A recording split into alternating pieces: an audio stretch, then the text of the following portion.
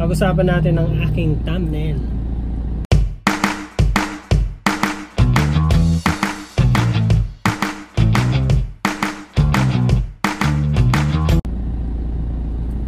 Seaman noon, lalamog driver na ngayon. Yes guys, dati akong seaman. 8 years akong sumakay, then nag-stop na ako. So, nag-focus kami sa online business namin hanggang sa nakabili kami, actually hulugan ito, nakakuha kami ng futon. So, yun na nga guys, hindi ko minamalit ang sahod ng seaman kasi sa totoo lang malaki ang sahod ng seaman. Maabot ng 100,000 yan, yan 150, lalo na pag mga official ka mas malaki.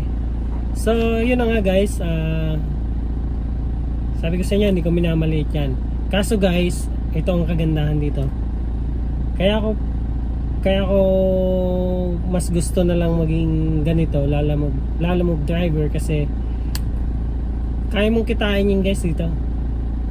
Nasa Pilipinas ka pa, kaya mong kitain yung kinikita nila doon. Basta masipag ka dito kay Lalamove, sabi ko sa'yo, kikitain mo yung kinikita nila doon. Kaya huwag kayo mawalan ng pag-asa guys. Oo, sabihin na natin maliit magbigay si Lalamove. Maliit talaga. As in, kung madamdamin ka, masasaktan ka. So, okay lang yan guys. Ngayon, baka sa sunod magtaas naman yan. Mas okay yun. Kaya lang, sa sitwasyon natin ngayon na wala naman talaga mapagkakakitaan na iba. So pagtiyagaan natin sa Lalamove, or kaya focus tayo kay Lalamove. Ang kagandahan dito kasi kay Lalamove, wala kang bossing, wala kang amo. Babiyahe ka o hindi, walang magagalit sa'yo. Asawa mo lang pag wala kang makain. Kaya yun ang busing. So yun guys, yan ang kagandahan dito kay Lalamove. Hindi ka mawawala dito kay Lalamove. Hindi ma-deactivate yung account mo pag hindi ka bumiyahe. Kahit hindi ka bumiyahe ng ilang buwan, isang taon, hindi ka mawawala kay Lalamove. Pag halimbawa naubusan kayo ng bigas, wala kang pambiling bigas, bumiyahe ka. Kahit isang biyahe lang, pambili lang ng bigas, pwede. So yun ang kagandahan kay Lalamove. Hindi lang kay Lalamove, kay Transportify pa. Basta makabiyahe ka, pasok mo yung sasakyan mo. Kung may sasakyan ka, pasok mo sa ganun. Tapos anytime niya may sahod. Pag masipag ka, may sahod ka. Oh, di ba? Hindi ko sinasabing sahod galing kay Lalamove, galing sa kumpanya ni Lalamove, hindi. Sa biyahe, kay customer galing yung yung pamasahe. Yun yung pinakasahod mo sa mo. Kaya guys, huwag kayo mawala ng pag-asa dito kay Lalamove. Sa totoo lang, yung ihulog ko dito sa sasakyan ko, galing dito kay Lalamove. Kinukuha ko lang dito kay Lalamove. So sa awa ng Panginoon, nakakahulog naman din. O di ba? Sipag at tiyaga lang. Sa totoo lang, ang biyahe namin, tatlong booking lang ako. Okay na yun. Kasi busy din kami dito sa bahay. Ilang booking mo? Bali, yung sa negosyo ni Mrs., inaasikaso din namin. Ang ginagawa ko lang is kumukuha lang ako ng panghulog dito kay Lalamove. Tatlong booking, okay na yun. Ay, dito rin tayo maghahanap ng makakainan. Hanggang sa matapos tong sasakyan. Tusok-tusok.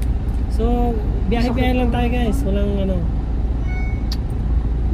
basta ingat lang tayo sa kalsada, kasi alam mo na, lalo na dito sa Manila, ang sasakyan dito talagang dikdikan. Masikip, may masikip na pinapasukan tayo. As in eskinita, may sasakyan sa mga gilid. Ingat lang tayo. So huwag tayo mawala ng pag-asa. Ayaw nga, kaya din naman natin kumuha ng kondo. Alam ko madaming sasaktan niya kasi maliit ang Kaso, bigyan nila, alam mo. Wala tayong mapaglagay. Oo, totoo, maliit. Kaya lang, kaysa wala, di ba? Kaysa wala tayong kita, wala tayong makain. Pagtyagaan na natin to. Malay mo, bago magpasko, may pamasko sila Lalamove sa atin. Kaya, huwag tayo mawala ng pag-asa, guys. Kano kaya laman nung biyahe lang, Alcan shop? biyahe. Isipin natin na kailangan ko to kasi yung pamilya ko walang pagkain, wala kaming panggastos sa ganito. Gamitin ko Diba? muna yung sa ano. At least ito kilala mo. Yung Wala kang busing. Yung bat. Bumiyahe ka o hindi, walang magagalit No. sa'yo. Gamitin ko Tsaka muna panlagdag. kagandahan nito, Lots. kahit saan ka makakapunta. Tapos pag binalik, dito na Makakapunta ka kung makakapunta kang Baguio, makakapunta ka ng Cavite, makakapunta ka ng Laguna. Oh, di ba? Pero Mas pag malalayo pa okay dyan. naman ang kitaan natin Dito sa kamay nilaan. Kung gusto mong malapitang biyahe, Lots. pwede din. Hindi na tayo pagbiyahe. Basta kumita lang tayo, tiwala lang. Ayaw nga no. Huwag tayo mawala ng pag-asa, Pagbiyahe guys. pa rin tayo. sisimula pa lang tayo. Kasi So, ang pagsisiman is kahit gaano ka pa kasipag malapit na pa doon, December.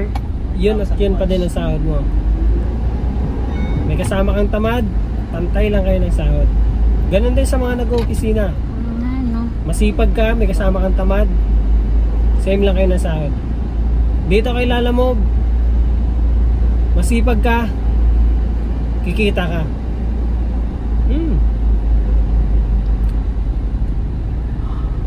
Tamad ka, hindi ka kikita. O di ba ang layo? Pag nasa kumpanya ka, masipag ka man o tamad, same lang kayo na sahod. Dito kay Lalamove, masipag ka, kikita ka. Pag tamad ka, hindi ka kikita. Kami bumabiyahe hanggang 1:00 ng umaga. Kasi kailangan namin eh. Gusto namin kumita. So, sana guys, huwag tayo mawala ng pag-asa. Biyahe. Huwag mong isipin yung yung mga sinasabi nila na, Aray, walang traffic. na Sa kabilang traffic. maliit yung bigay nila. Alam mo, totoo maliit. Kaya lang, Diyan pa din yun. kaya lang kesa naman wala kang kita, di ba? Kesa naman nasa bahay ka lang, wala kang kita. Dito na yung sa akin. So, yun lang guys. Thank you for watching. Ingat kayo palagi, Pops. Ingat sa atin lahat. Sa mga bumabiyahe, nagbabiyahe, at pabiyahe pa lang. Ingat!